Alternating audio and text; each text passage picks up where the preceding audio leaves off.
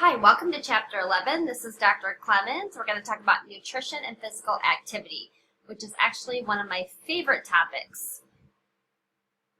So unfortunately, nearly half of Americans lead a sedentary lifestyle. And we all know, and all of you that are in these fields know, that physical activity is really important and essential for a healthy life. There's two ways to get physical activities. You can do that with your day-to-day activities, such as if you have to walk to work or you have to walk a lot at work. If you are vacuuming, doing chores, working outside, mowing, those are all ways to get your day-to-day activities or physical activity in. And then, of course, we have exercise. So what are the health benefits of physical exercise? Well, it improves your health and fitness, and overall benefits, it helps with weight management. It reduces your risk of cardiovascular disease, cancer, and type 2 diabetes, decreases back pain, and helps you have better bone health. Also enhances your self-esteem. People who exercise regularly get better night's sleep, and they're also able to manage stress better.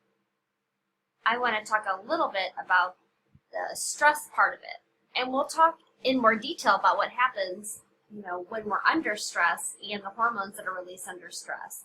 But to counteract that stress, that runner's high, what they talk about, the endorphins that are released during exercise are a great way to manage stress. So the recommendations for physical activity. Physical activity guidelines for Americans usually comes from the American Heart Association, and they recommend 150 minutes a week of moderate intensity aerobic activity. Now, aerobic activity is with oxygen, so you have to have your get your heart rate up and stay at a heart rate with your heart rate elevated in order to be aerobic. So we're not just talking about physical activity, we're talking about aerobic activity. And a good guideline to remember is 30 minutes a day, at least 5 times a week. 2 sessions of your exercise regimen should include muscle strength. So here are some components of physical fitness. You have your cardiovascular, muscle strength, endurance, flexibility, and body composition. And all those are pretty self-explanatory. A lot of times in exercise, we are always worried about the cardio part. That's what burns the most calories, so to speak. And so we're always worried about getting our cardio in. And I think a lot of us are very good about getting our muscle strength in. But the flexibility is one that I think people really neglect. And that is just as important as your cardiovascular and your muscle strength.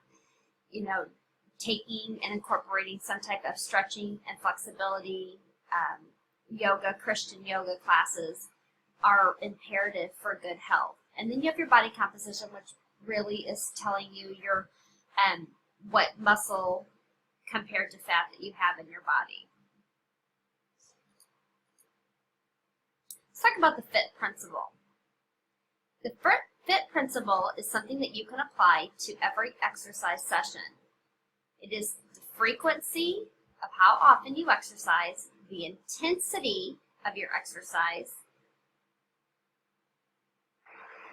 type of activity, and the time of activity. So let's talk about the first two. Your frequency, again, American Heart Association recommends at least exercising 30 minutes 5 days a week. However, you can also break it up. You could go every other day for an hour, just as long as you're getting 150 minutes in a week. The intensity, these are some ways that you can monitor your heart rate. You can do a perceived exertion scale. So what you would do is base your workout on your feelings. So from a no exertion to low exertion to maximal exertion. And a lot of times you can just do this on a scale from 1 to 10. 1 being that you have no exertion at all, and 10 being that you're at a maximum exertion. You feel like you're going to pass out and drop over. And I always tell my fitness classes that you want to be somewhere in the middle. So if you're going on a scale from 1 to 10, you want to feel like you're at a 6, 7, or 8, somewhere right in there. Somewhat hard, hard to very hard. Whenever you get into the maximum exertion, or like up to a 9 and a 10, that's oftentimes what we call anaerobic. And when you're anaerobic, your body is not burning fat efficiently. So it's very important to stay in your target heart rate. It's also stressing the heart too much. And a lot of people do think, well, the harder I work, the more calories I burn, the better it is for me. But that is not true. Your body has to stay steady at a steady heart rate in order to burn fat efficiently, in order to work the heart efficiently. So that's something to keep in mind. The perceived exertion scale is a great way to monitor whether you are staying aerobic or not and really listening to your body.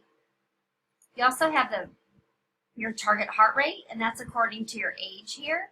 You can find your age, and then your maximum heart rate, and then your target heart rate. And so sometimes it's easier just to do a few seconds. You can actually put your 2 fingers up to your carotid artery, which is on the side of your neck. And if you're older and elderly, you might want to do that on your wrist, because sometimes it's hard to find the carotid artery in the neck to get that pulse. Then you are going to count that for a minute. Well, a lot of times a minute is too long to count. If you have a watch, that'd be great. But you can also do it for 10 seconds and then times it by 10, or divide it by 10 here. So if you're 40 years old, you want to have your heart rate be between 9 to 12 during that 10 seconds. If you're 27, you want your heart rate to be between 9 and 13 during that, or 98 to 137 for the full duration of the test. That will ensure that you are keeping your heart rate in that aerobic capacity. All right, and then your TT, type of activity and time of activity. Type of activity would be obviously your what you choose, what you like to do for exercise. So that could be a Zumba class, that could be a volleyball game, that could be running. A lot of times the type of activity is conducive to what you're training in. So if you're a basketball player, you might be doing sprints back and forth in the gym. So the type of activity, and then your time of activity. How long are you going to exercise? And again, keep in mind that your heart needs to be a certain amount of minutes for at least 20 minutes to push it into the cardiovascular aerobic area. So in order for the body to work the way it needs to burn fat optimally, you want to be burning and exercising for at least 20 minutes. It's also important to point out here, the time that you do your activity is going to really be important, because if you overtrain, you can incur injuries. So again, it's not the more you exercise, the better. It's all about a balance. And you really want to make sure that you are alternating your workouts, not stressing the same joints, making sure that you're not working out into the extreme. Otherwise, all of those things will incur injuries at some point in the body, and it can be counterintuitive to exercise. So here's your guidelines and goal setting activities for achieving the FIT principle, and I'll let you look over that. A lot of you guys did this last week in your assignments, so I know you're all familiar with this. Here's an example of your energy expenditure. At rest, you burn anywhere from 1 to 1.5 calories per minute. When you exercise and during activities, you can increase that up to 36 calories a minute. And that's why a lot of people exercise to lose weight or to maintain a proper weight. Here's the effects of physical activity level on total energy requirements in healthy weight adults. So you can see your age right here. If you lead a sedentary, active, or very active lifestyle, these are how many calories you need to burn. Or you need to eat a day, in order to maintain a healthy weight. Now, obviously, this varies a lot. For some reason, as much as I do work out and teach fitness classes, I always have to eat fewer calories. This is how my metabolism works. It's not a very fast-moving metabolism, unfortunately, and I'm always around the 1600 mark to maintain a proper weight. Now, I am in my 40s, but I would consider myself pretty active, but I still can't eat that many calories and still maintain a healthy weight. So everybody has a little bit different, but these are just a variety, some variety of guidelines, or the average guidelines that you can look at. It's a pretty good standard. So how does energy metabolism change during physical activity? Well, movement requires motor units within skeletal muscle fibers to contract and relax in response to neural signals from the brain. To perform this complex action, muscle fibers convert the chemical energy into ATP. In this way, ATP provides the energy muscles need for physical exertion. So during exercise, ATP is generated from the metabolic breakdown of glucose, fatty acids, and lesser extent amino acids. The availability of these nutrients is determined by the food one eats and the nutrients stored in the body. So to fuel physical activity, multiple metabolic pathways work together to provide ATP energy to muscle. Pathways operate in aerobic, again meaning with oxygen, conditions, whereas others operate in an anaerobic, oxygen-poor conditions. Although muscles use anaerobic and aerobic metabolic pathways simultaneously, the intensity and duration of activity determines the relative contribution of each. Short, high-intensity exercise, such as 100-meter sprints, relies heavily on the anaerobic pathways, which deliver quick but short-lived bursts of ATP to muscles. By contrast, endurance exercise, such as running a marathon, relies heavily on the aerobic pathways, which deliver a more sustained supply of ATP. In total, the body uses 3 energy systems to generate ATP. The creatine phosphate system, which can be broken down in the simplest and most rapid means by which active muscles generate the ATP. And then also the muscles use an aerobic oxidative system for ATP production, and this is more complex and therefore generates ATP slower than the anaerobic pathways. After several minutes of low to moderate intensity activity, breathing gradually becomes faster and harder. The heart begins to beat more frequently and forcefully, and this changes in pulmonary and cardiovascular. I'm going to actually go down so you can see that cardiovascular function help deliver much needed oxygen to the muscle throughout the body. So let's kind of go down here. You can see the creatine phosphate systems enable active muscles to generate ATP rapidly through periods of low oxygen availability. So this kind of explains it creates the phosphate, the enzymes creatine, and then you eventually have your ATP. And then here's one during the exercise. At the onset of vigorous exercise, most ATP is generated anaerobically, all right? And then as exercise continues, aerobic pathways provide the majority of ATP for muscle. And this is where you're the steady state, and this is where your body uses the energy, the ATP, for the muscles more efficiently. And that's why you can end up burning and utilizing more calories during this state. Talked about. So how a body adapts in response to training depends on what type of training that we use. The hypertrophy of muscles is a method of strength training intended to induce the fastest muscle growth, or what we call hypertrophy, without losing efficiency over an extended period of time and without the use of anabolic steroids.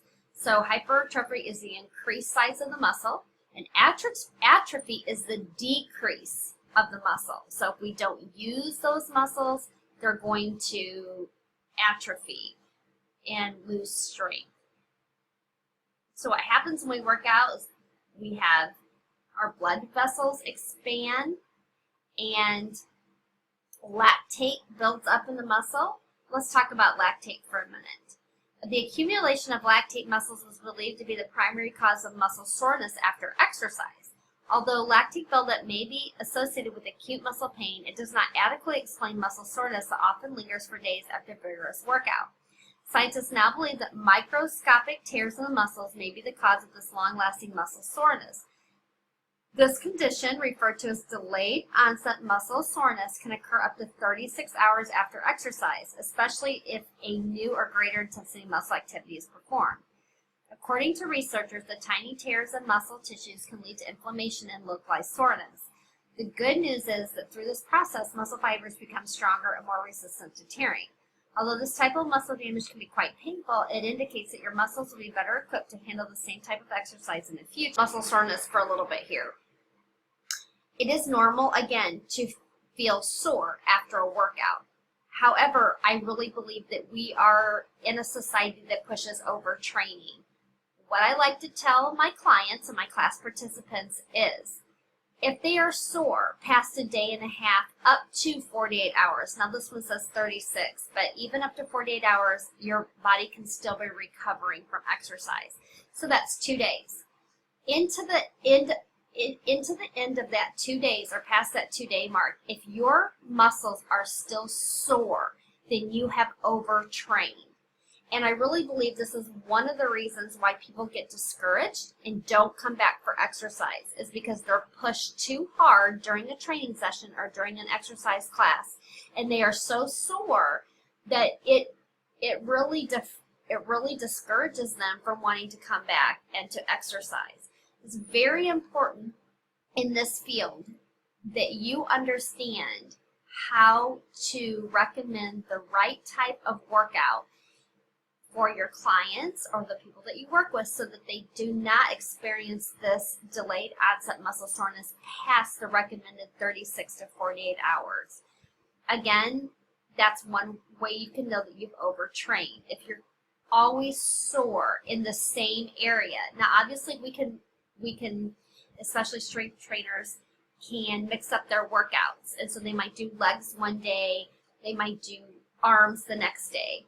So obviously you're going to be sore in different areas, and that's okay. But if you're sore in the same area past the 2 days or at the end of the 2 days, then you know that you've overdone it, and you need to back up a little bit and rethink your exercise plan. You don't want to cause serious injury and pain to the joints like that. Again, keep in mind that strength training movements are difficult but brief, and it will promote muscular growth. The only way that you can gain muscle is to overload that muscle and put more weight on that muscle so that it builds. I mean, you've got to tear the muscle in order for it to build. If you want to maintain muscle, you can go ahead and lift the same amount of weights or do the same amount of resistance training every day to maintain that. If you want to build muscle, though, you have to overload that muscle. And again, we have to be very careful not to go to an extreme, or you can do tearing beyond what is normal for your body to repair, and that's what will cause injury. Then you have endurance training, whereas your low to moderate intensity exercise, they're usually longer in duration, and it will improve your aerobic capacity, where strength training does not necessarily directly improve your aerobic capacity. Although the stronger you are, you may be able to do your aerobics longer. So there is an indirect relationship between them. But as far as a direct relationship, in order to do that aerobic or be in that aerobic capacity, you have to do the endurance training. All right, there's a lot of adaptations that happen when we are in the cardiovascular training.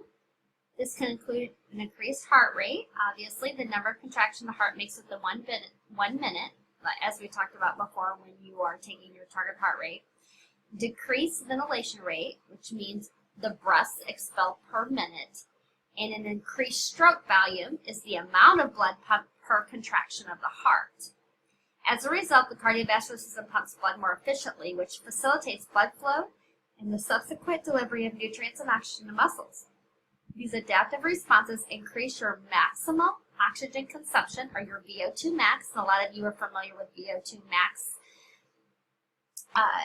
trainings and VO2 max exercise assessments. A measure of the cardiovascular system capacity to deliver oxygen to the muscles. A high VO2 max increases physical stamina and helps delay the onset of fatigue. Endurance training also increases the ability of muscles to use fatty acids for ATP production, and that's what we talked about, burns more fat. This minimizes glucose use, which in turn delays the onset of muscle fatigue. And then some athletic trainers recommend interval training, which entails alternating short, fast bursts of intense exercise with slower, less demanding activity. For example, a runner might sprint full speed for 1 minute, then jog at a measured pace for 5 minutes. And in this way, a lot of people believe this is a great way to improve your endurance and your anaerobic capacity. So you get all of those, a big bang for your buck when you do interval training. Athletes believe that taking ergogenic aid can enhance physical performance beyond the natural gains obtained through physical training alone. Ergogenic aids can encompass a wide range of substances, including vitamins, minerals, herbal products, and extracts from organs and glands. Although these products are largely untested, they are widely available and are popular among athletes. Despite their popularity, it's important for athletes to be aware that little effort is made to study the safety and efficacy of ergogenic aids. In fact, the FDA does not require such products to be tested at all before they're placed in the marketplace. It is really important when we talk about these natural substances that you really do a lot of studies about what's coming out. The latest craze, there's always something that athletes are supposed to, or that claim that's supposed to enhance your performance. And unfortunately, more times than not, you can end up doing more damage by taking these.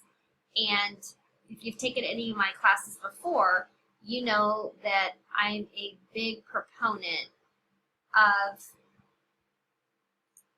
going back here, I'm a big proponent of balance and everything in a balance and nothing to the extreme, because I have had several clients that I've worked with that have ended up doing more harm than good by taking all the supplements. They've ended up toxifying their liver and toxifying their heart because they've taken all these products and done abuse to their body. So you need to be really, really careful when you're taking anything to enhance your physical performance that's over the counter. And of course, it's recommended that you increase your calorie or caloric intake if you're doing certain types of exercises. You can see right here the different types of exercises and how many calories per average that you are burning per hour when you are doing this. And I think it's interesting to note that even when you're stretching, your body is burning calories. So again, I'm a big proponent of not only doing your cardiovascular and your strength training, but your flexibility training as well. And if you haven't been incorporating that, I encourage you to do that. So in order to prevent fatigue and also to maintain your liver and muscle glycogen stores, it's important for athletic individuals to consume adequate amounts of carbohydrates. You can do something called carbohydrate loading, and that's to help sustain energy for a long period of time. Some athletes try to increase the amount of glycogen stored in their muscle using a technique which advocates energy boosting strategies that can stimulate their muscles to store glycogen by combining the right workout intensity with the right level of carbohydrate intake. So during the first stage, an athlete consumes approximately 6 to 8 grams of carbohydrates per kilogram of body weight per day. 3 to 4 days prior to competition, the athlete tapers her workout intensely and increases her carbohydrate intake to 10 to 12 grams per kilograms of body weight per day. While athletes participating in high intensity or endurance competitions often believe that carbohydrate loading gives them a competitive edge, adequate training and healthy balanced diets are important to the improvement of the athletic importance. And again, I am a huge, big proponent of balance. And I tend to shy away and have my clients stay away from a lot of the bodybuilding competitions because I think they go to such an extreme. And I've worked with several clients that have so many injuries because of their days in bodybuilding and the abuse that they did to their body. So please keep that in mind if you are, and if you love to strength train and you're a big proponent of increased muscle conditioning, that you are doing that in a balance. And again, maybe take some time to look at the area of bodybuilding and think about it in terms of a healthy balance and nutrition wise. The extremes that you have to go to up until competition, again, are just what that is, are our extremes.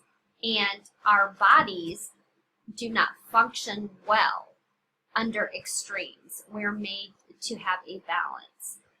So again, it's just some food for thought, no pun intended, as you maybe rethink the whole body competition arena, and it's possibly not really that healthy for a person to do. Kristen, you're going to need your proteins. Although considerable amounts of protein are needed to maintain, build, and repair muscle, the debate continues on to whether expressively active people need additional protein. And that's something that you're just going to have to do some research on to find out if that's something that you need to increase or not. Again, I'm a big proponent of balance. It comes back to balance. I don't think athletes need anything in the extreme either. You may need to increase what you're eating, maybe more high quality proteins such as meat, dairy, and eggs. But that's just, again, that's my opinion after studying a lot of the health science over the years. And then you need to make sure that if you are an athlete or you're working with athletes, that they're getting their omega-3 fatty acids in, such as vegetable and fish oils that we've talked about within this nutrition class. These are really important source of energy for physical active people.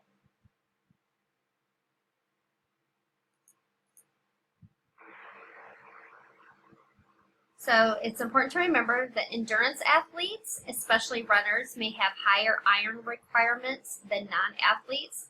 The increased loss of blood in the feces, iron loss associated with excessive sweating, and the rupturing of red blood cells as a result of the feet repeatedly striking hard surfaces can contribute to an iron deficiency.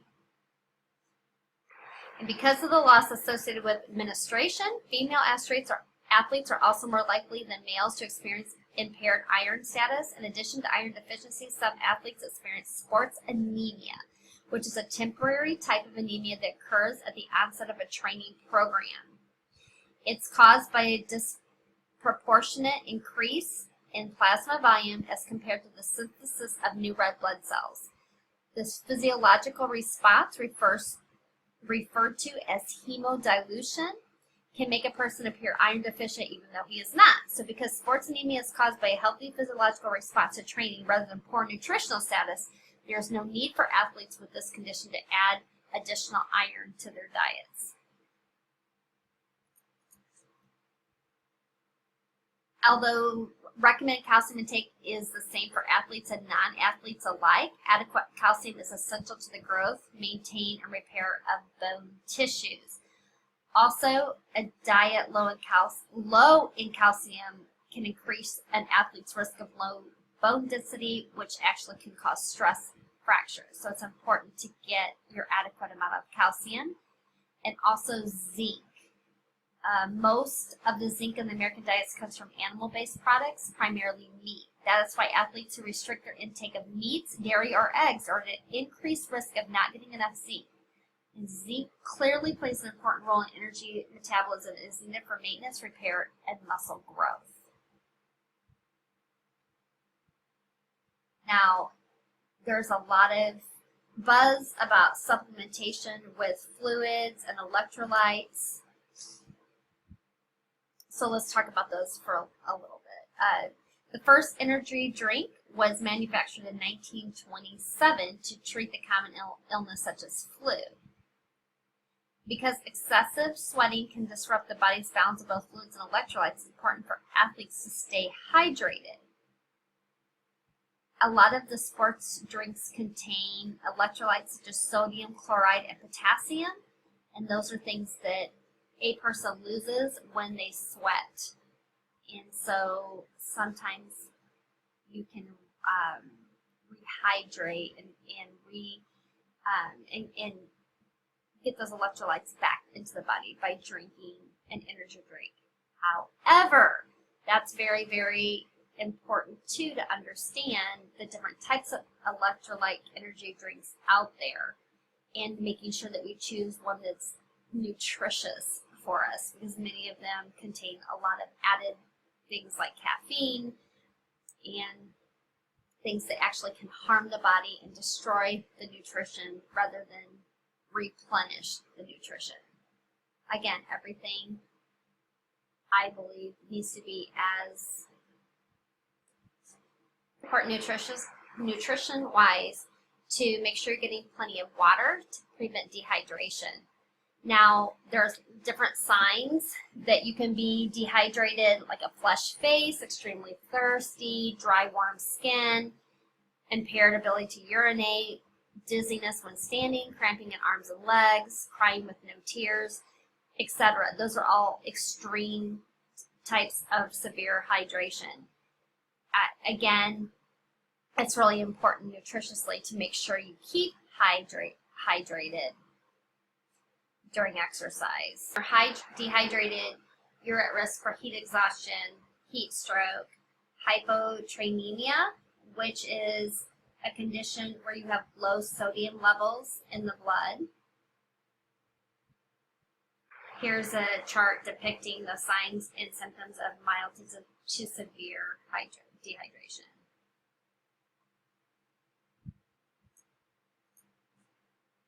So again, post-exercise recovery is also very important.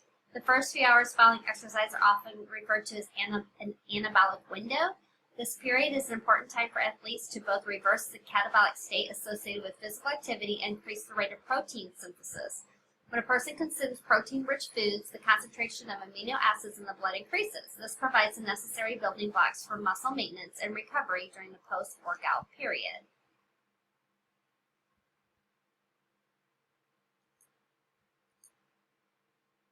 Even if athletes consume fluids while exercising, they can still lose up to 6% of their body weight during strenuous activity.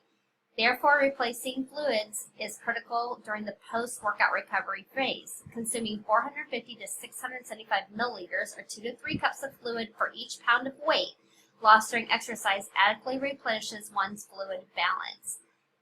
Light-colored urine is generally an indicator the person is well hydrated, whereas dark-colored urine may indicate that additional fluids are needed. And that wraps up this chapter.